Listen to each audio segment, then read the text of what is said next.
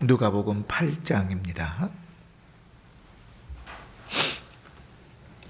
신약성경 누가복음 8장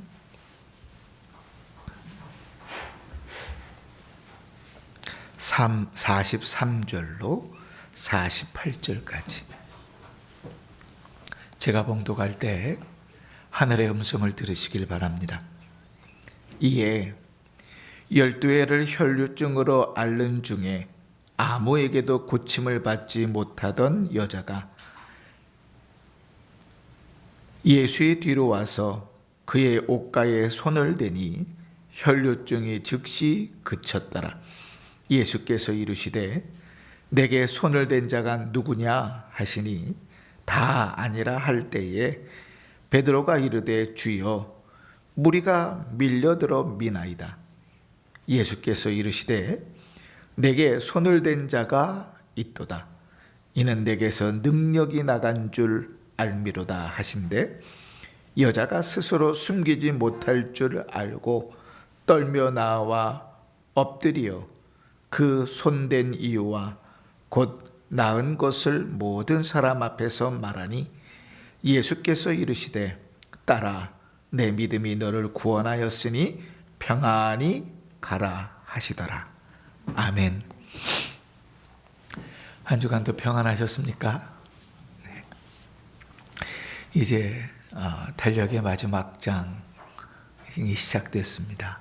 마지막 12월 한 달 지내는 동안 우리의 신앙의 삶들을 잘 돌아보시고 잘못된 습관들은 열심히 버리시고 또 다짐하고 앞서 나가야 될 일들은 힘쓰셔서 2025년도는 기도하고 준비되는 가운데 힘써 하나님 앞에 나오는 복된 시간들이 될 수 있기를 바랍니다.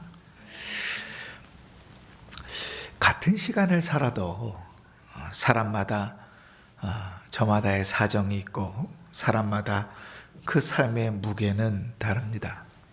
우리가 지난주에 야이로의 가정의 이야기를 살펴보았고 또 오늘 혈류증 앓는 여인의 이야기를 보지만 이 두 가정의 모습만 보아도 그것은 너무나 자명하고 명확합니다. 어쩌면 이들은 한 마을에 아니면 그리 멀지 않은 곳에 살았을 거예요.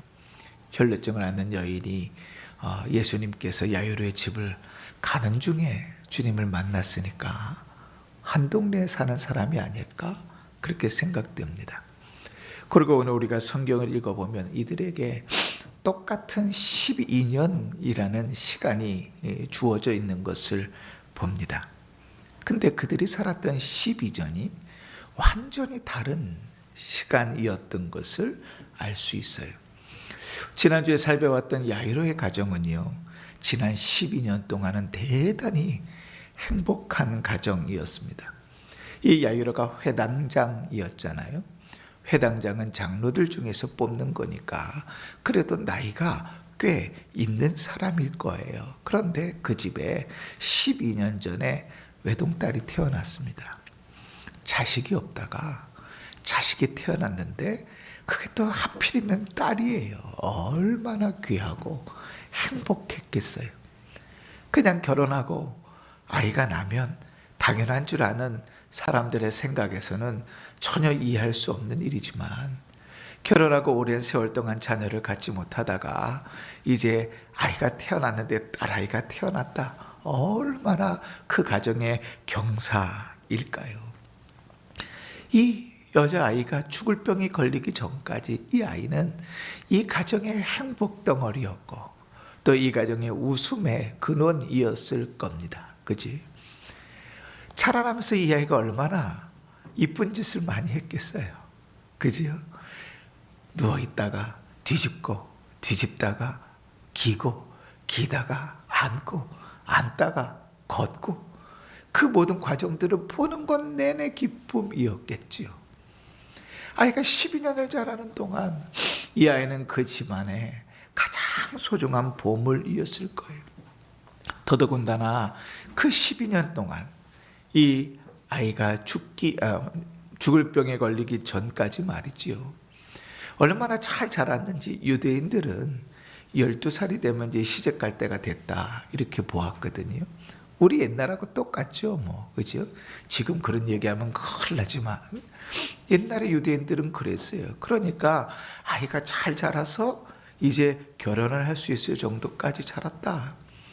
야이로의 입장에서는 대단히 소중한 딸이었을 거예요. 가정이 이 아이가 죽을 병에 걸리기 전까지는 정말 행복했을 거예요. 그게 야이로의 가정의 지난 12년이었습니다.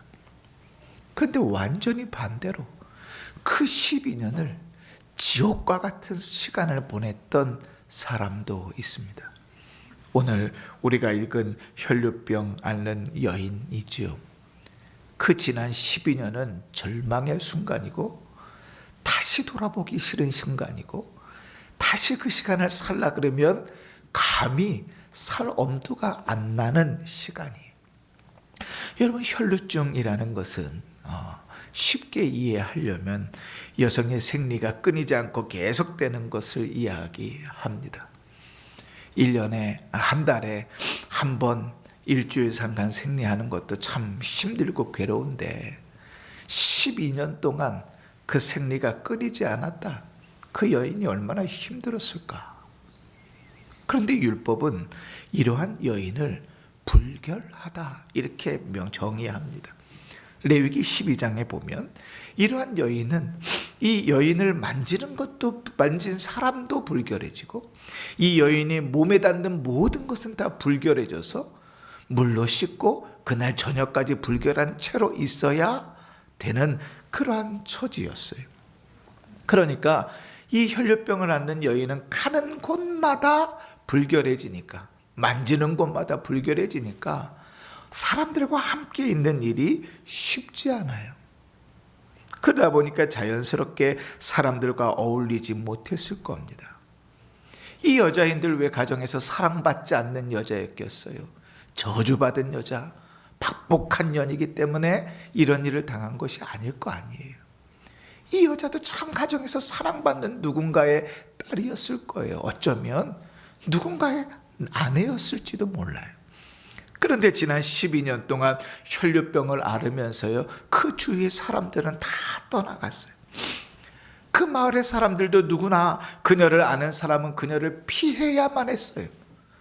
옷깃만 스쳐도 불결한 자가 돼서 하루 동안 물로 씻고 불결한 채로 있어야 되니 그 여자하고 마주치는 것조차도 대단히 부담스러웠을 거예요. 그러니 이 여인에게 12년이라는 시간은 어쩌면 되게 철저히 혼자인 시간이고 대단히 외로운 시간이었을 겁니다. 그러나 그의 마음만 그렇게 힘든 시간은 아니었어요. 몸도 만만치 않게 힘들었을 거예요. 여러분, 12년 동안 계속 피를 흘린다고 하면 피에는 철분이 들어가 있잖아요. 그 12년 동안 계속 끊이지 않고 피가 나온다고 하면 철분이 계속 빠져나가는 것이니까 그 철분이 몸에서 부족했겠지요. 우리가 너무 잘 상식적으로 아는 대로 철분은 헤모글로빈을 만드는 중요한 성분입니다. 그리고 이 헤모글로빈은 전신에 산소를 공급하는 적혈구 역할을 해요. 그러니까 철분이 몸에 모자랐다는 것은 우리 몸에 여러 가지 이상 증상을 만듭니다. 두통을 유발하고요, 모든 삶이 되게 피곤하고 얼굴은 창백해지고 가만히 있어도 숨이 차는 것은 철분이 없기 때문에 그래요. 여기서 더 심해지면 탈모도 오고요, 염증성 질환 때문에 고생하기도 하고요, 마음은 계속 불안증이 생기고 심장이 두근두근거리는 삶을 살아야 돼요. 12년 동안 이 여자는 심신이 완전히 지친 삶을 살았어요.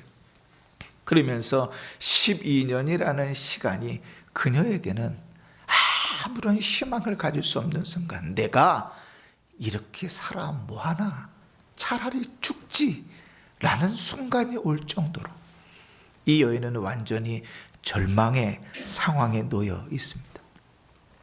그러나 여러분, 우리가 성경을 읽어보면 이 여인은 절망만 하고 살았던 건 아니에요. 12년의 삶 속에 이 여자가 굳게 붙들고 있었던 두 가지가 있었어요. 오늘 우리가 읽은 성경에는 생략되어져 있지만 병행구절인 마가복음에 그녀가 붙들고 있던 두 가지를 이렇게 기록하고 있습니다.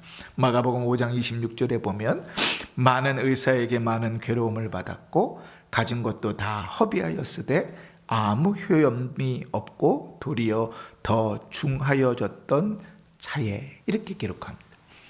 그러니까 이 여인은 12년 동안 두 가지를 아주 굳게 잡고 있었는데 그 첫 번째가 뭔가 하면 사람이었어요. 사람. 조금 더 정확하게 말하면 의사가 자기의 질병을 치료할 수 있을 것이라고 생각했어요. 그래서 많은 의사에게 찾아갔어요. 그냥 아무 의사에게 갔겠어요? 명의라고 소문난 사람이라면 그 아프고 지친 몸을 이끌고 그 사람을 찾아가서 자기를 고쳐달라고 하기를 마다하지 않았어요.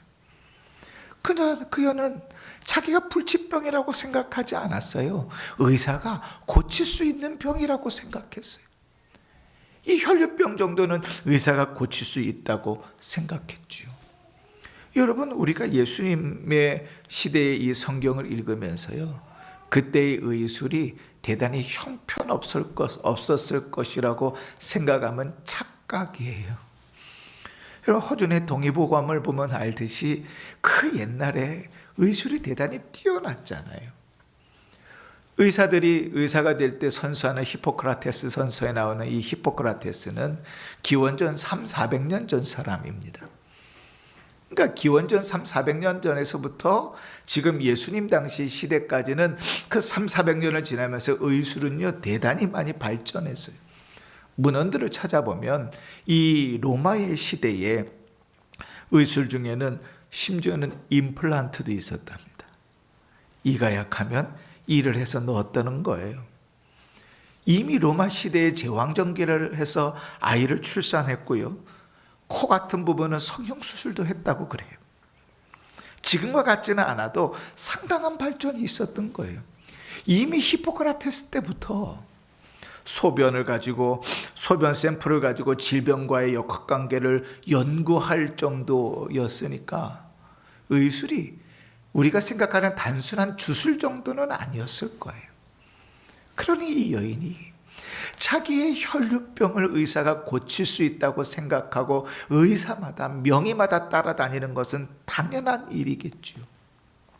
근데 문제는 뭐냐면 마가복음 5장에 있는 말씀대로 그렇게 많은 의사를 따라다녔는데 그 의사들로부터 많은 괴로움을 받았다. 성경은 그렇게 기록합니다. 단순히 그 의사들이 고치지 못했다 이 정도를 말하는 게 아니에요. 어쩌면 그 병의 희귀함 때문에 어떤 의사들은 그녀를 임상 환자로 사용하려고 했을지도 몰라요. 어떤 사람들은 수련하는 의사들을 교육하기 위한 대상으로 삼았을지도 몰라요.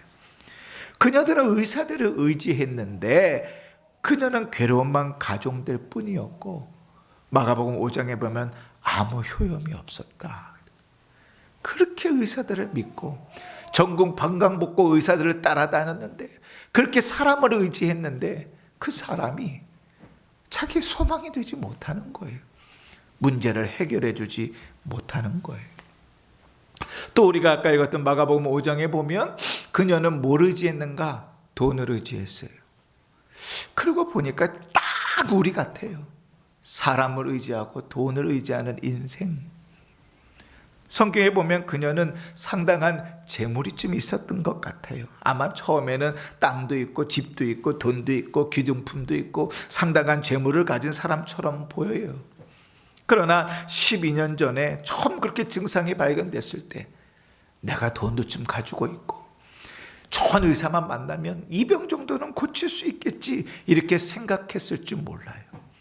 그러나 여러분, 돈은 우리가 믿을 대상이 아닙니다. 돈은 먼지와 같이 금방 사라져 버리는 거예요. 돈은 인간을 구원할 수도 없고 돈은 그냥 재물일 뿐이에요.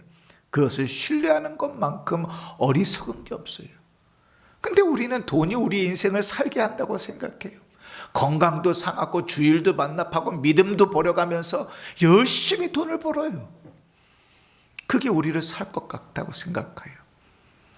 그러나 우리 주님께서 이스라엘 백성들을 광야 40년 돌게 하실 때 주님의 가르치고자 하는 건 딱 하나였어요. 사람이 돈으로 사는 거 아니다. 사람이 떡으로 사는 게 아니라 하나님의 입에서 나오는 모든 말씀으로 사는 것이다. 주님께서 살게 하시지 않으면 그 많은 재물 다 헛것이다. 근데 그걸 깨닫지 못해. 돈이, 사람이 자기의 문제를 해결해 줄 것 같다고 생각해. 그러나 이 혈루증 앓는 여인은 지난 12년 동안 그 모든 믿음이 완전히 깨어져 버렸어요. 의사가 자기를 구원해 줄 수 있다고, 또 이 정도 돈이면 자기가 치료받을 수 있다고 생각했던 그 모든 게 다 무너져 버렸어요. 12년이 지나면서 모르긴 몰라도 거지가 됐겠지요.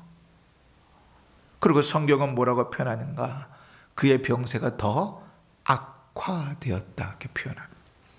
마가복음 5장에 나오는 내용이죠. 여러분, 우리에게도 이런 순간이 있지는 않습니까? 이 혈루병 앓는 여인처럼 우리는 인생을 그렇게 살지는 않았습니까? 사람을 의지하고, 돈을 의지하고, 내 인맥을 의지하고, 내 힘을 의지하고, 마치 그것이 내 문제를 해결해 줄 것처럼, 마치 그것이 내 인생을 책임져 줄 것처럼, 마치 그것이 내 자식들을 다 먹여 살릴 수 있는 것처럼 착각하고 살지는 않았습니까?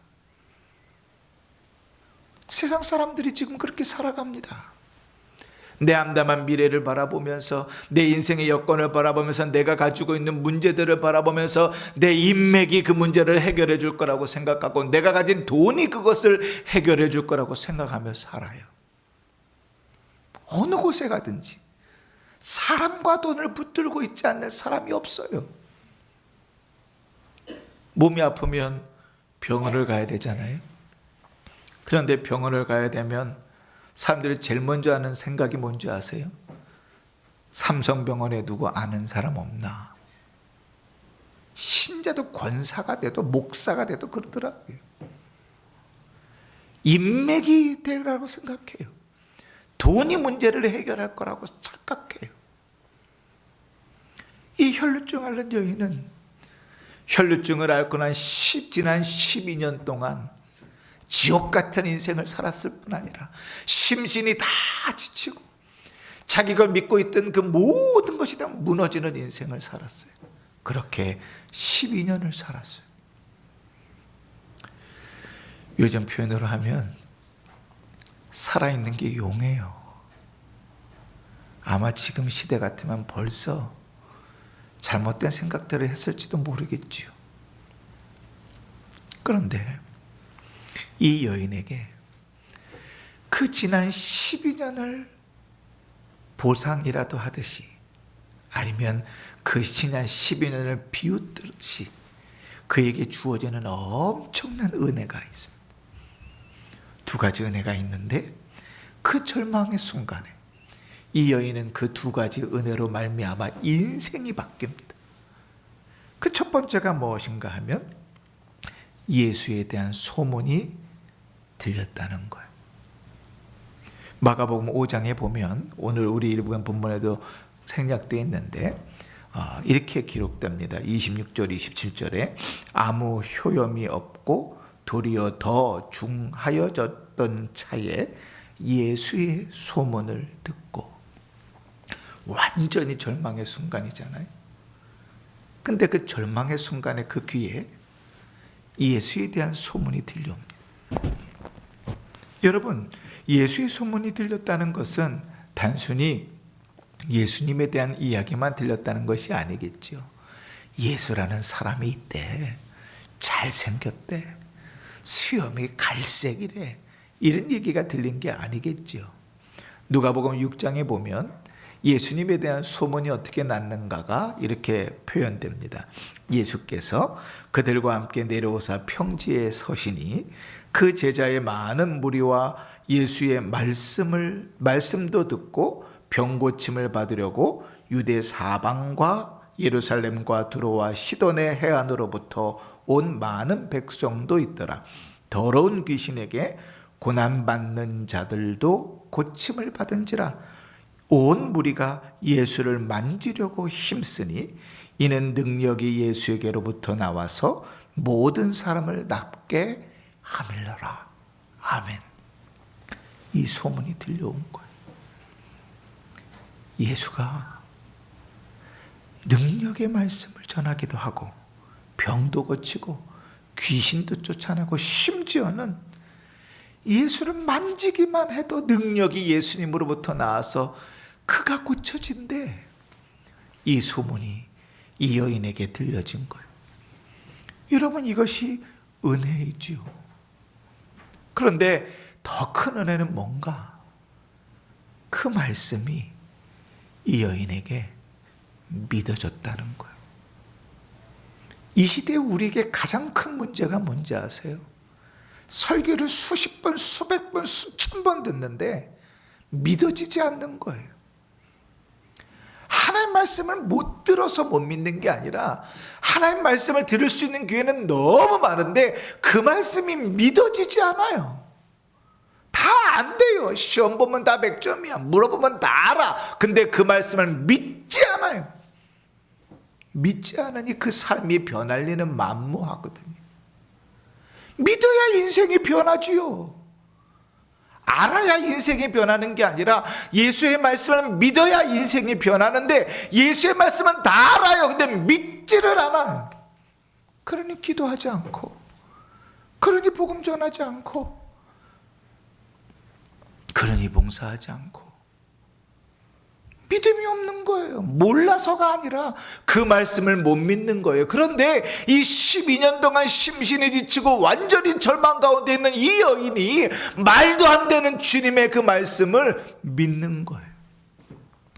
만지기만 해도 예수의 능력이 그를 낫게 하더라.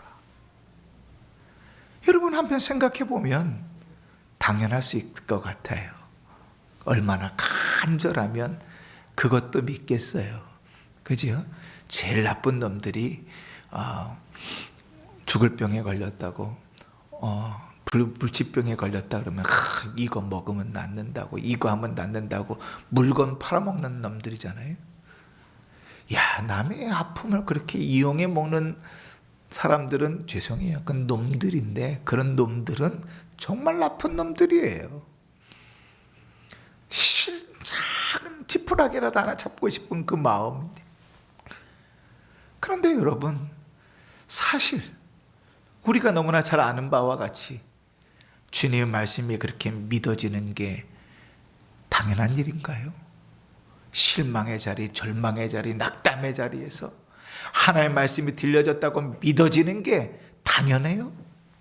아니요. 주님의 말씀이 들려줘도 믿어지지가 않아요. 아이, 설마. 지난주에도 말씀드렸지만 불뱀에 물려 죽어가는데도 창대에 달린 뱀을 보면 살 것이다. 저런 미친놈이 있나? 내가 아파 죽겠는데, 죽어가는데, 그런 말도 안 되는 소리를. 그러고 안 본 자는 다 죽었어요. 누군 살았어요? 믿고 본 자는 살았어요. 이 여인에게 예수를 만지기만 해도 능력이 그에게서 나서 모든 사람이 낫더라. 이 말씀이 들려졌는데 그게 믿어졌어요. 할렐루야죠. 여러분, 우리에게 이러한 믿음이 있었으면 좋겠어요. 제발 성경 많이 아는 것으로 만족하지 마시고 하나라도 믿어 행동하는 믿음이 있었으면 좋겠어요. 하나님의 말씀을 믿는다면 그 믿음 때문에 기도하고, 그 믿음 때문에 예배하고, 그 믿음 때문에 봉사하고, 믿음 때문에 깨어 하나님 앞에 살아가는 삶을 살았으면 좋겠어요. 말씀은 너무 잘 아는데 믿지 않아서 그냥 많은 지식들 중에 하나면 그건 소용없어요. 우리에게도 주의 말씀이 들려지고 믿어지는 은혜가 있기를 주의 이름으로 축원합니다. 아멘. 자, 그런데 이 여인이 주님의 그 말씀을 듣고 믿으면 그 다음에 뭐가 따라요? 반드시 행동이 따라요. 믿음은 행동이 따르는 거예요.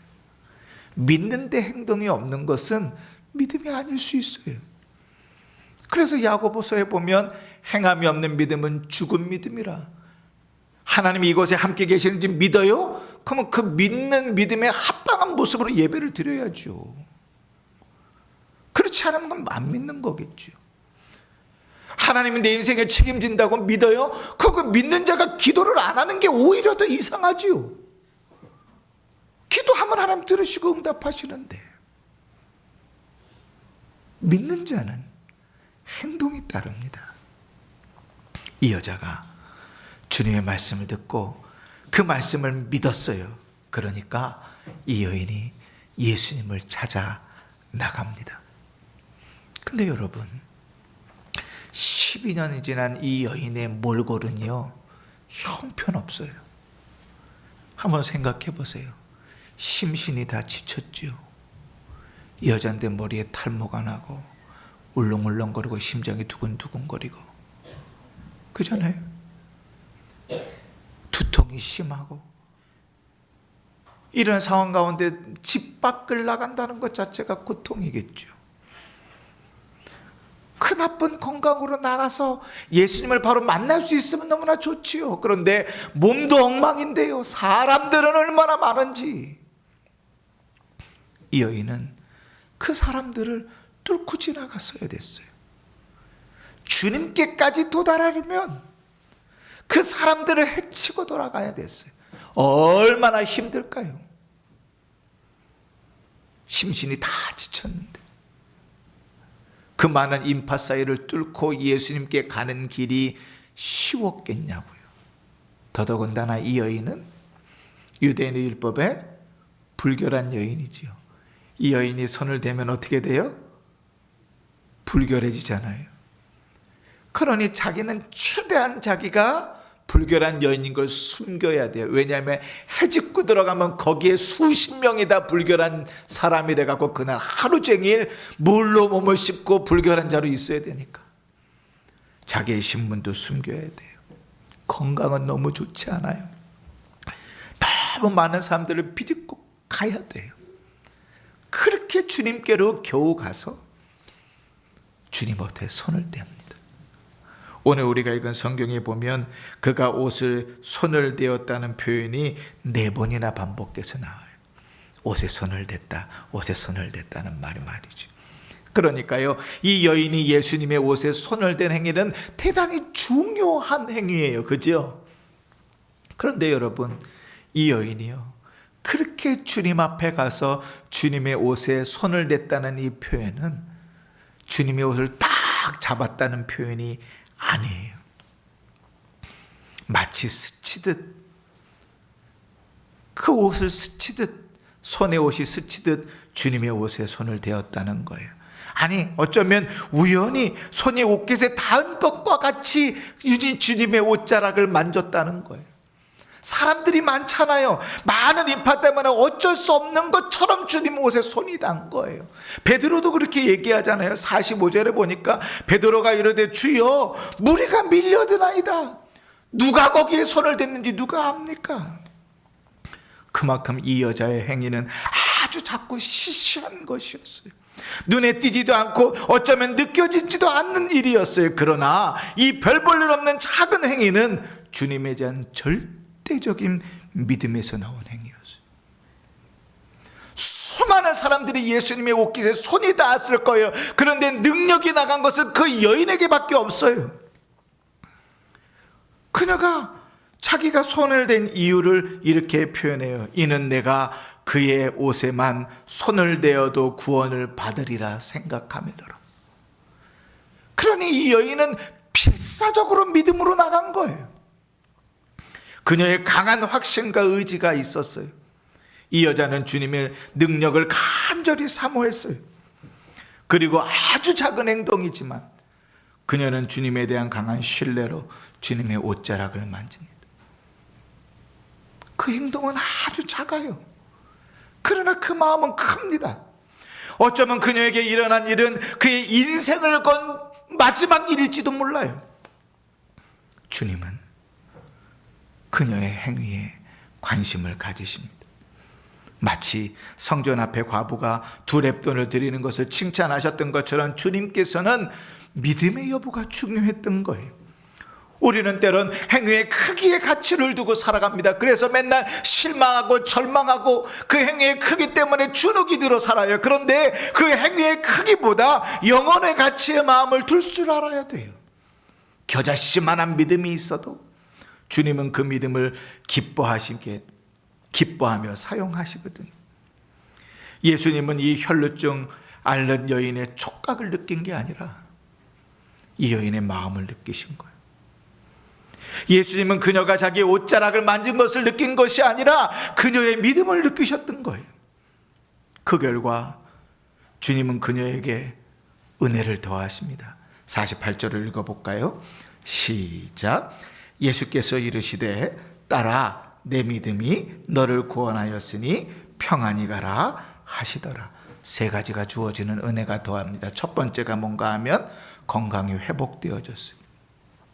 마가복음 5장에는 이렇게 주님이 말씀하셨어요. 내 병에서 놓여 건강할지어다.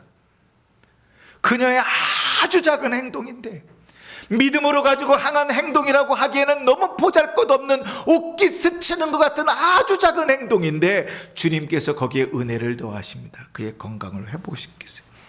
많은 경우에 건강도 믿음의 문제예요. 믿음으로부터 건강이 나와요. 2번째로 주님께서 그에게 구원을 베푸십니다.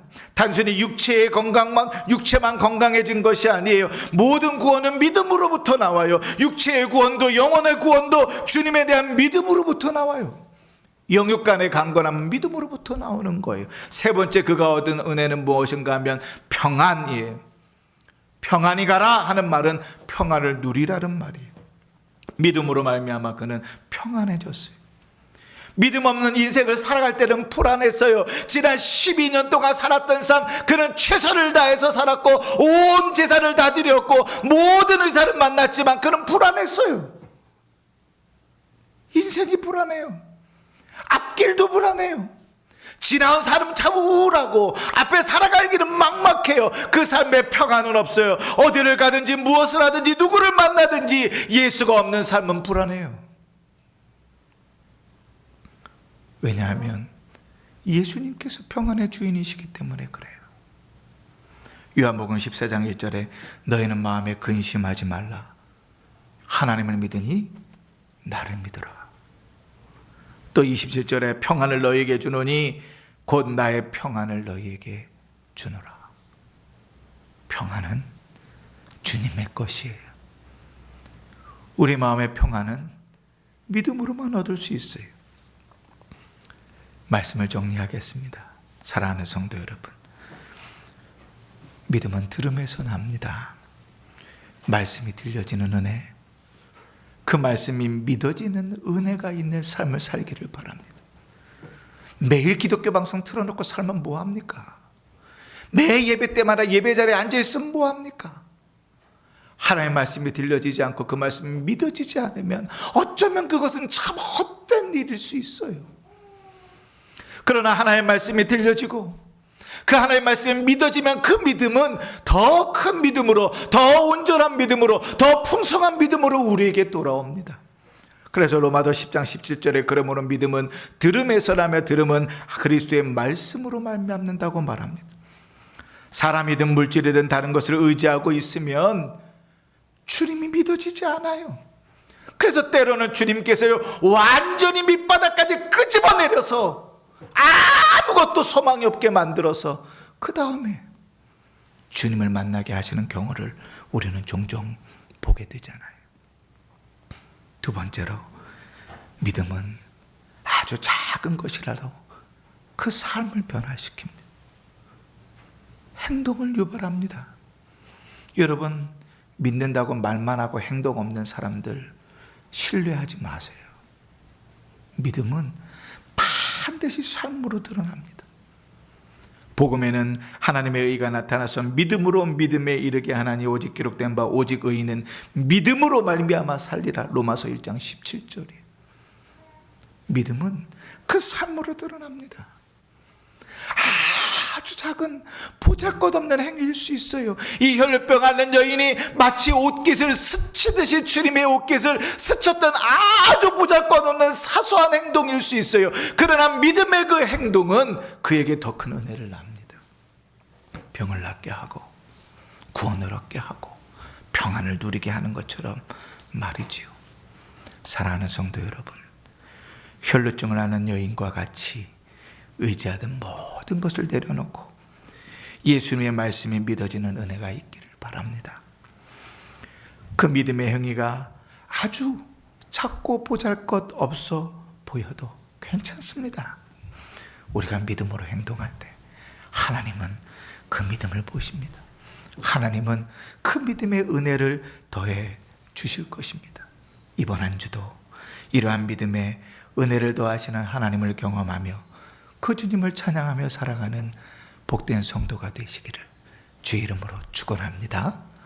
아멘.